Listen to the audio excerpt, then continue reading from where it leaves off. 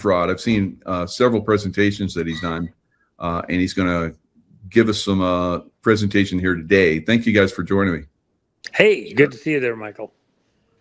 Yeah, absolutely. And so, God, there's so much going on in the world. It's like they try to distract us a lot, so we don't focus on this fraud stuff. I think it's part of their game, but we have to and thanks to both of you gentlemen, many of us now are becoming aware that this is very, very critical. Getting down to the wire. Well, let me just say this, David. David and I met through my friend Scott Bennett, and I had helped get Scott out of prison over in Germany on trumped up bullshit charges because he was exposing the fact that our own intelligence agencies were funding terrorist groups and through the banking system and like that. And so while he was free, and then he did stuff into Iran and into the Russian side of the Ukraine situation. And after Scott passed away, and he had tried to put David and I together a couple of times before he passed, and we never really got a chance to actually, do a mind meld. And then in the aftermath of Scott's passing, David and I had opportunity to work together on some stuff. And David, I'd done so much of the financial stuff, and Scott was doing the financial stuff. And in getting into it with David, comparing notes, well, shoot, David's working on school bond stuff. I was looking at other stuff. And it just really, the work that David has done is world class. And you've been in it, what, David, really at this point, probably 11 or 12 years, really. Just all in. Yeah, all in would be since about August of 2016. That's when that's when the thread started to fall apart. Well, I'll just add this for people that aren't aware. You're a California attorney and had actually been working as an attorney to school districts for quite a long time. And so you're actually, sit on, as an advisor to school districts. So this is not virgin territory. You've been at it for a very long time and realized that there were some problems. And then as you're going against the problems, they're wanting to shut you down and send you away. Am I saying it right? That's correct. Yeah. It was, so you've got a history that is the moon. You've been trying to do the right thing on this for a very long time. And then the thing that just blew my mind, you had everything dialed in, were ready to go to war, and COVID started right as your cases were moving into the discovery phase to expose the frauds in the school bond stuff, which is so severe. Just school bond fraud all by itself is adequate. It's easily on the low side, 10 times worse than what happened in 2008 with the financial crisis that is so fresh in so many people's minds. It's at least 10 times as bad, depending on who you're talking to and what part of the country. And it's more like 100 times as bad and could take the whole country down. And I think the plan has been to take us out right as we get into exposing the criminality in other areas of our government. And this would just shut us down, distract us, we would move forward. So anyway, you're doing amazing work, and you'll be doing a presentation again at this Fraud Fighter Summit that I'm doing in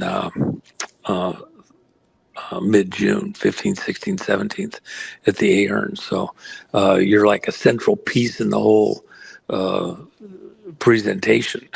Yeah, very good. And we have that link for the Ahern event in the description box, guys. And Juan, you are so hot on this stuff. I remember, I had Sean Taylor and we did a lot of shows together in the beginning, and you picked him up and you moved into the next level. So he was exposing a mortgage fraud on a massive scale, and now you're helping to move the awareness to the school bond fraud. So well, and before we get to David, you brought up Sean Taylor. Let me just tell you, Sean Taylor, a Warriors warrior out there in Tennessee, they've gone after him legally in a bunch of venues because he's exposing the mortgage frauds and across the world, across the country, as a mechanism to fund a lot of this mischief against the country, groups and things like that. What David's found is a mechanism where they're funding a lot of these political groups, through various aspects of the school bond fraud. It's not just one thing; it's 20 things. They got more scams going. They can't even keep track of all the scams they got going within the bond fraud. But Sean has been right there, presented to attorney generals from a number of states. Yeah. Nobody has refuted anything he's presented, and yet just last week, before Bonnie was let go, they pushed him to the curb again, and it was very frustrating. It's very frustrating for Sean. I mean, he wears this on his sleeve. He's like David. He's just lived and breathed this for many, many, many years. And so he's very frustrated. However, there's things that are happening even in the last few hours over at Department of Justice that are turning the corner again on new stuff, going after all these persons and operations that are fraudulent. In fact, here's how wild it's gotten over at Department of Justice. Today, Todd Blanche announced and had people at Department of Justice announced that going after the Southern Poverty Law Center, which is a very left-leaning operation, and they're going after them for creating false records and then encouraging donations based on these false records that were supposed to show how police officers and police departments were going against these protest groups, and that they were essentially creating false data and putting it out to people to get them to make donations. And so now they're going to go after them and prosecute them for essentially a type of racketeering where they were producing false histories and then promoting it to do their political stuff. So the tide's definitely turning over there since Bondi's left, and Todd Blanche is auditioning to try and be the permanent attorney general.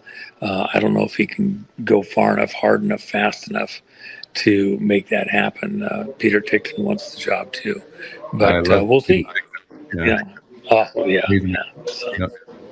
So David, let's. I'm gonna pull up that presentation, that information you sent me, and then we can go through that if you'd like. And folks need to understand. So David and I, because I have a very bizarre schedule, it doesn't follow any pattern. Even like this morning, I think it was 3:00 in the morning, David, and you had something new you uncovered. You're at this 24/7, just like the rest of us. Middle of the night, and I just found this. Wait! You're not going to believe it. Hold on. It's amazing. You're really in the thick of it, David. Yeah. So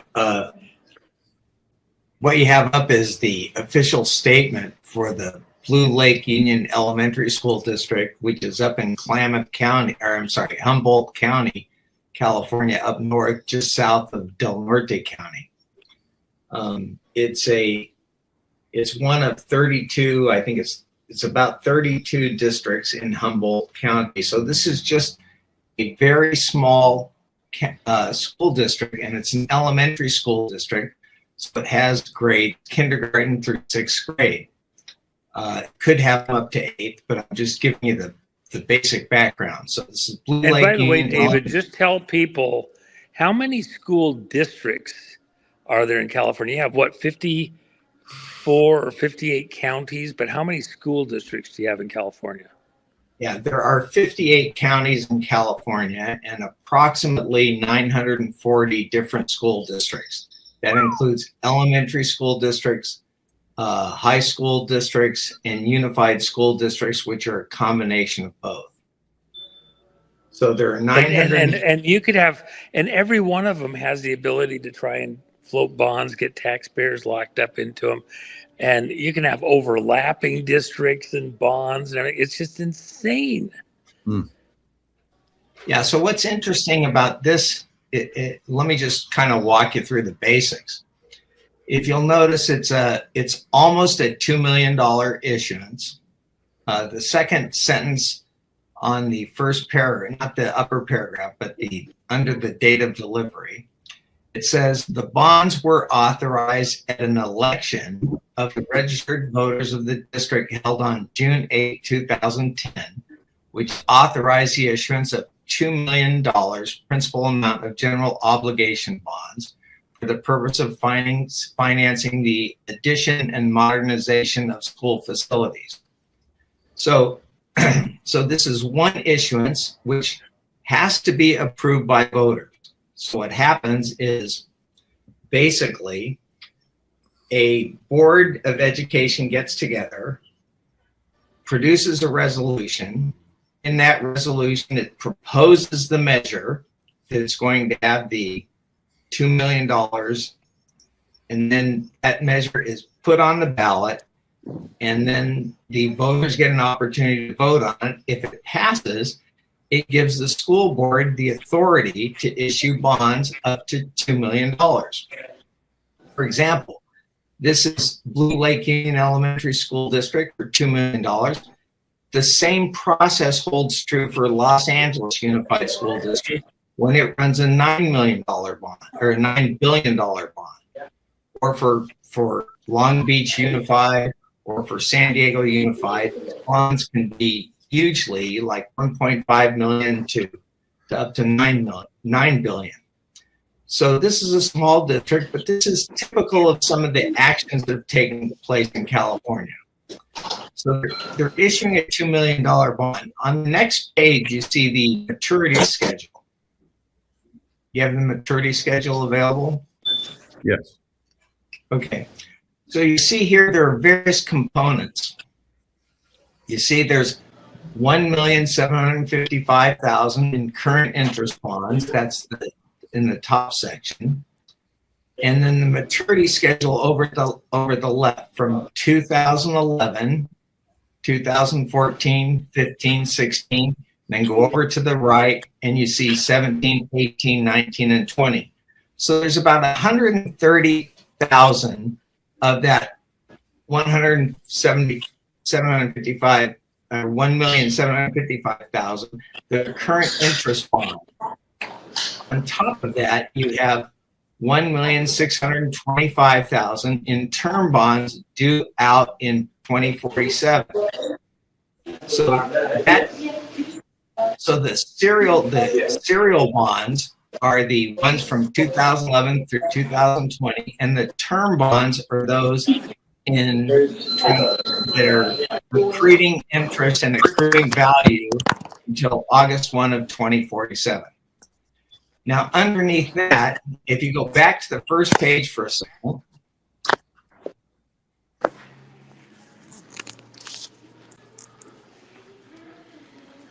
you'll see it's 199,264.40. Let's go back to the second page now.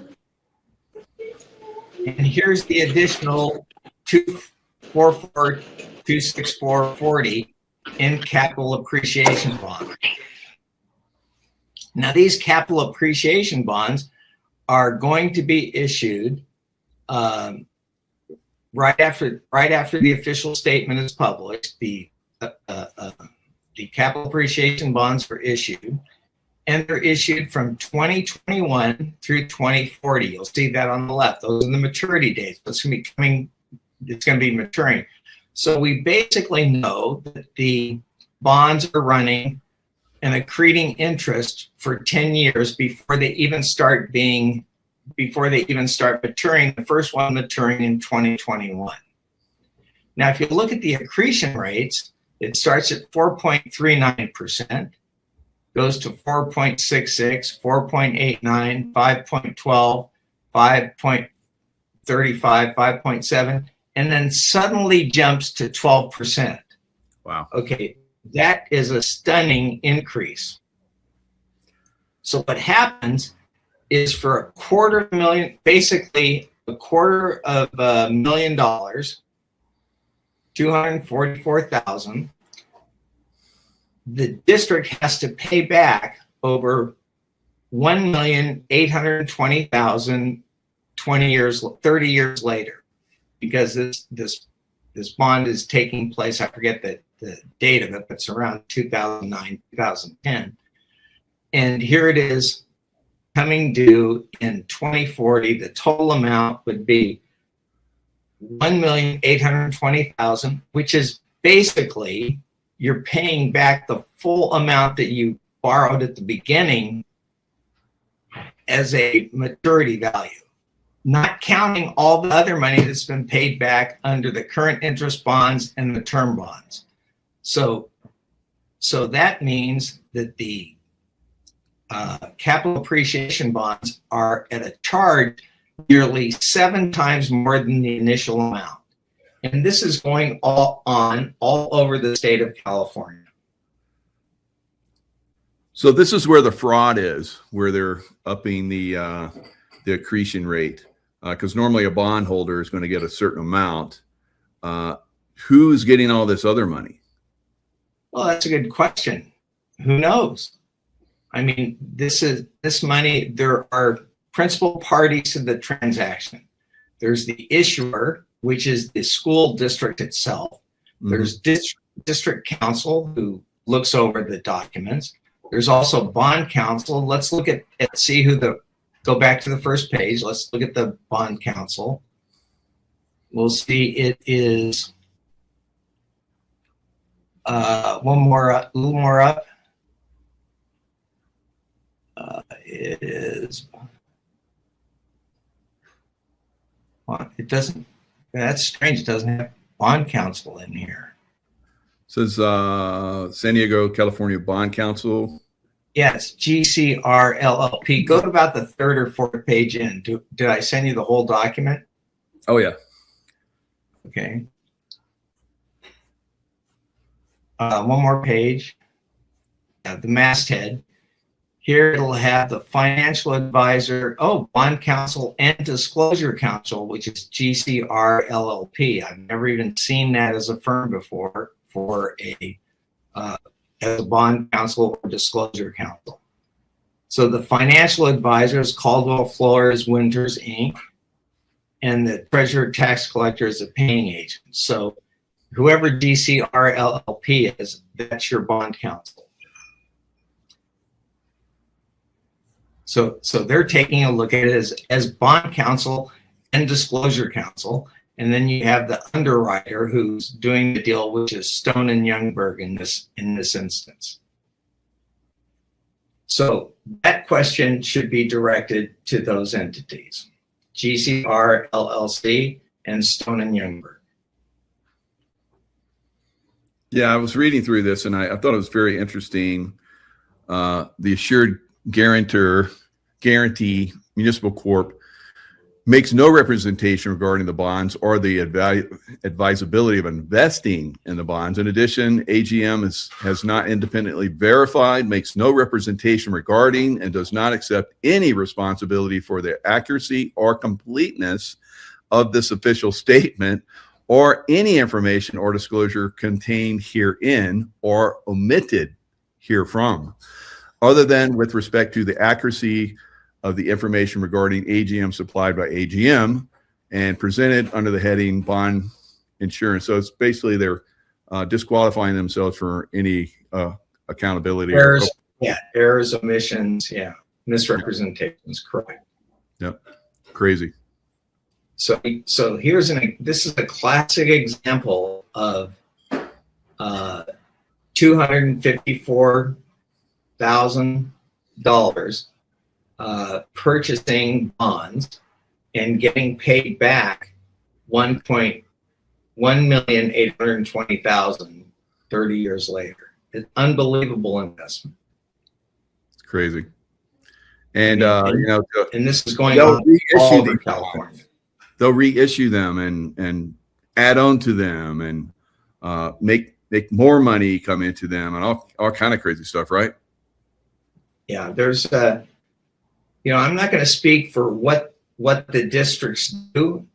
They know that better than I do. I mean, I know where to look, and I know what to examine and what to check on, but frequently, the money under Proposition 39 is required to be spent solely on capital projects, financing. The funds are for financing capital projects, buildings, facilities, and the like.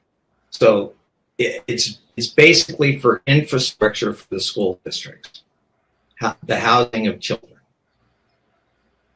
And the money is restricted for those uses. It's crazy.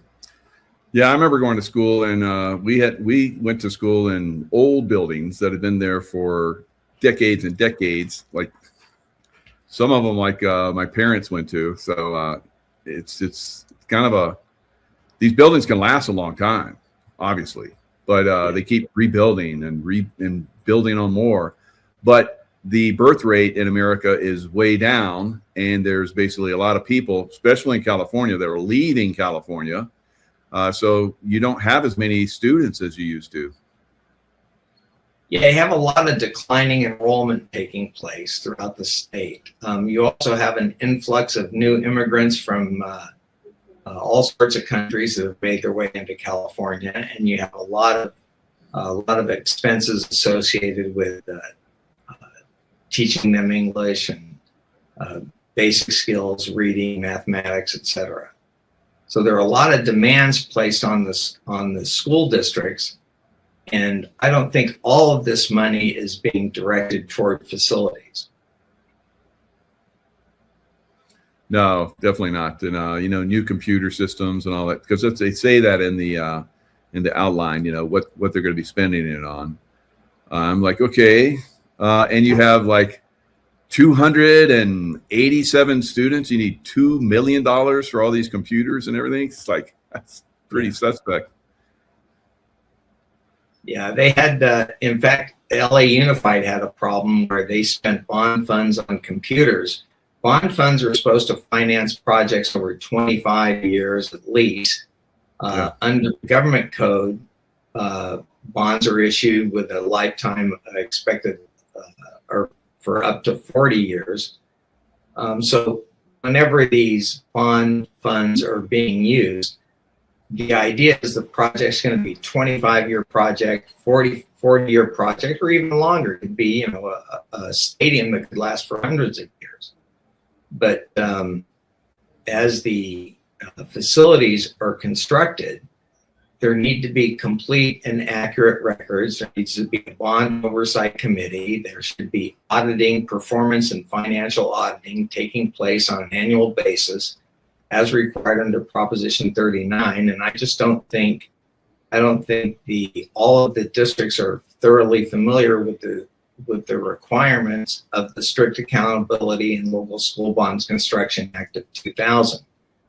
They're pervasive requirements. You have to be in compliance. Otherwise, you're risking the bonds being the tax exempt nature of the bonds. Yeah, and we were talking earlier before the show, and Mitch Vexler's been on my show and has talked about that he was at the bond fraud, and I've seen him on several other shows over the years. He's really, outlining how property taxes basically they're defrauding everybody through property taxes to pay all those costs that you outlined there. It's insane. So that fraud that you just exposed here is being paid by people in California with their property taxes, which continually go up. And there was somebody just made a comment in here. Let me put it back up. We have another 4% school tax increase here after the max they were allowed to increase last year. So this is something that continually increase the taxes. And when someone comes in and assesses the tax or the tax rate, property tax rate, insurance goes up. The tax rate continues to go up. Yeah. But the percentage of tax, there are caps on how much tax can be applied to property. But the duration of that tax just continues and continues, and it expands with the increase of property values. Yeah. In fact, if you go back and look, it's interesting because Eli Broad, who back in I think he's from, I forget the name of the housing company that he started with, but it was, he was quite instrumental in recruiting Governor Roy Romer to come in and head up LAUSD. Well, Governor Roy Romer was hired as a superintendent, but he didn't have a teaching credential, and he didn't have an administrative credential, and both are required to be a superintendent under California law. Yeah, that's seems to be another thing they do. They bring in these criminals that don't have any reason to be there. They have no credentials, like you're talking about. They're just criminals that they stick in there, and they know that they'll let them get away with their fraud. And that's one of the things that Mitch Vexler was saying.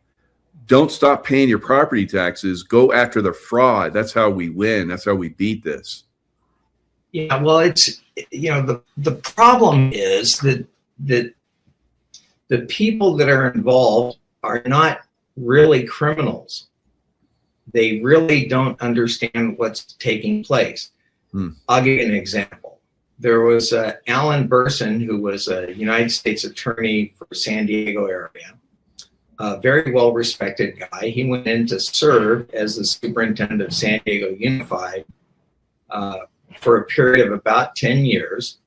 And in the first 10 years, he was about 9 years, but in the first years he was there, he issued year after year millions upon millions of dollars in school bonds, and those issuances were almost always coupled with a large 10% or so of capital appreciation bonds. In his first issuance, the whole thing was capital appreciation bonds.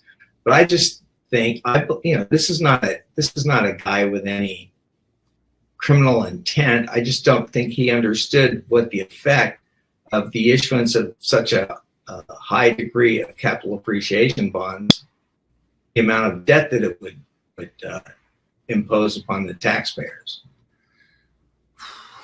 Yeah.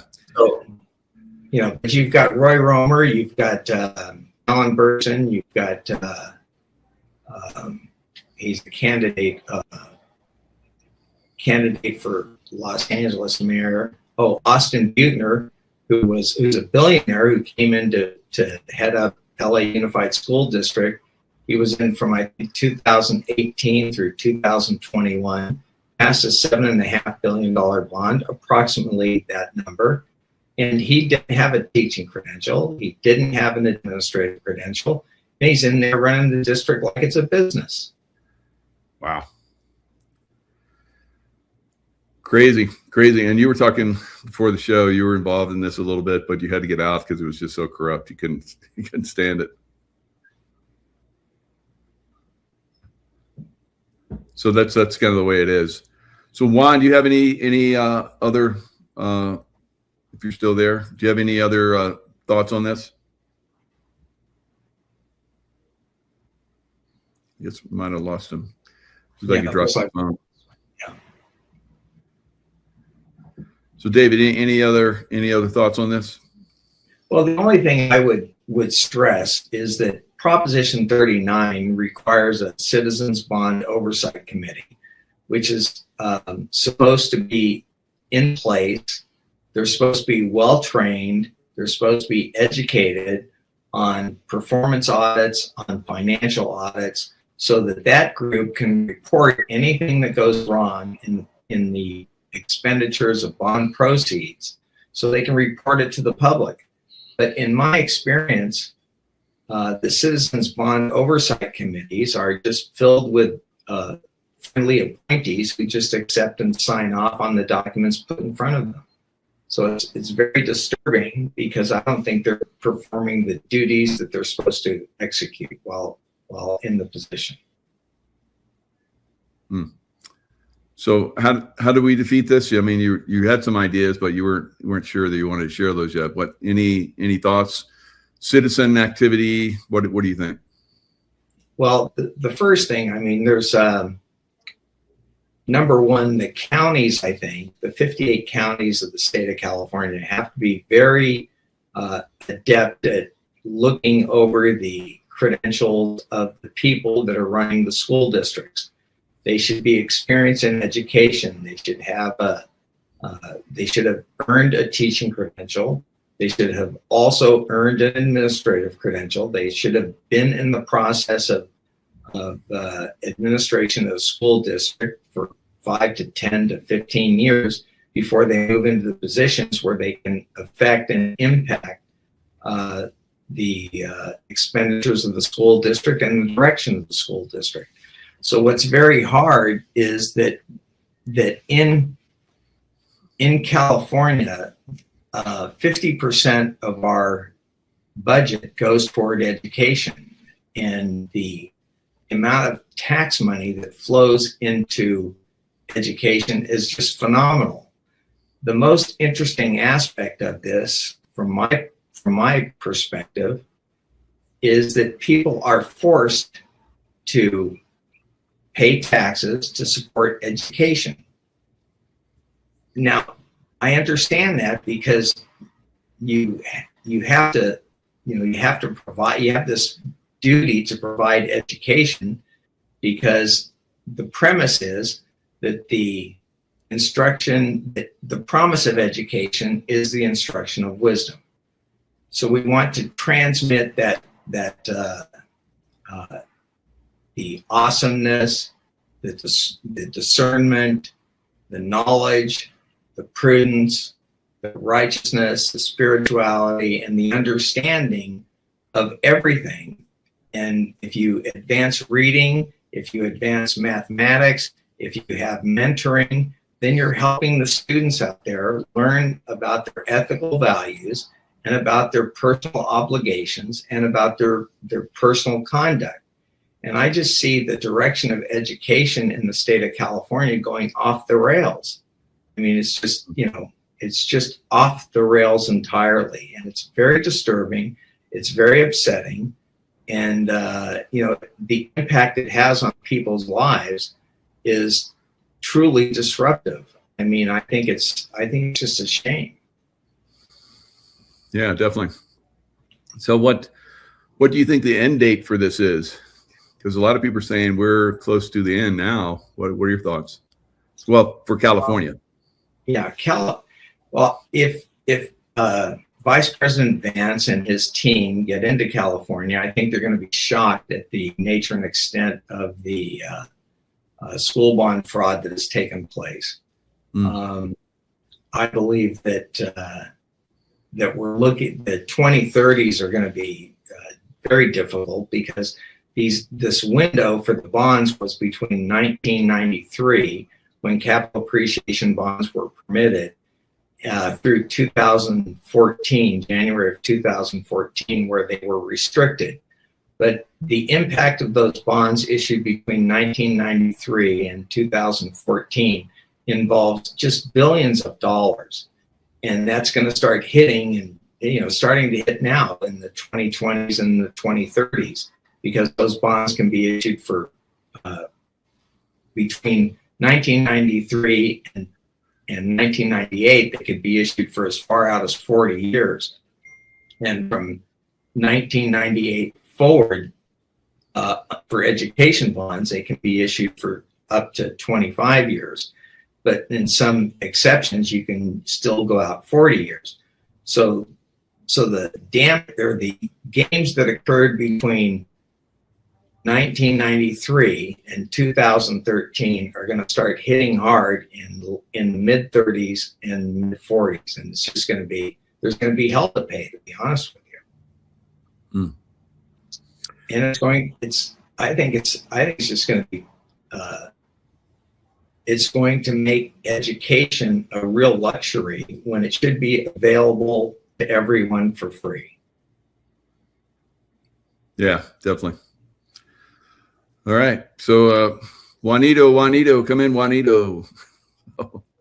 We'll just, I don't know what happened to him, but we'll call it here. All right, David, any last thoughts on the bond fraud, school bond fraud? I know you've done several presentations. You've done it for Lewis Herm at a Lewis Herm's event. That was fantastic. And you did it at the bond fraud in Vegas. Right. You're going to be there for the next one in June, mid-June. You're going to come in and bring in some more information. I mean, you just found this latest one. You're like, oh my God, here's another one. So yeah. How many more before people wake up, do you think? I think it's going to come at a great personal cost. I believe that I have a friend of mine. I refer to him as Oppenheimer because he knows more about bonds than anybody on the planet, in my opinion. And we're both shocked at what we're finding. I mean, on a daily, weekly basis, we just keep finding more and more and more. And it's so disturbing because there are, like I said, there are 58 counties, 937 districts in the state of California. And we're not even talking about the community college districts, that operate under the same rules. So this is very alarming. It's very disturbing, and it's an opportunity to have our county office holders take hold of the problem and make sure that our superintendents have degrees, make sure they have credentials, make sure our teachers have degrees, make sure they have credentials, and let's keep education pointed in the right direction, transferring knowledge, wisdom, and understanding. Very good. All right, David. Thanks so much for coming in and sharing. Wish we had Juan give a little bit more insight on this, but that's where we're at right now. So yeah, good. Thanks, everybody, and we'll see you guys next time. Thank you very much.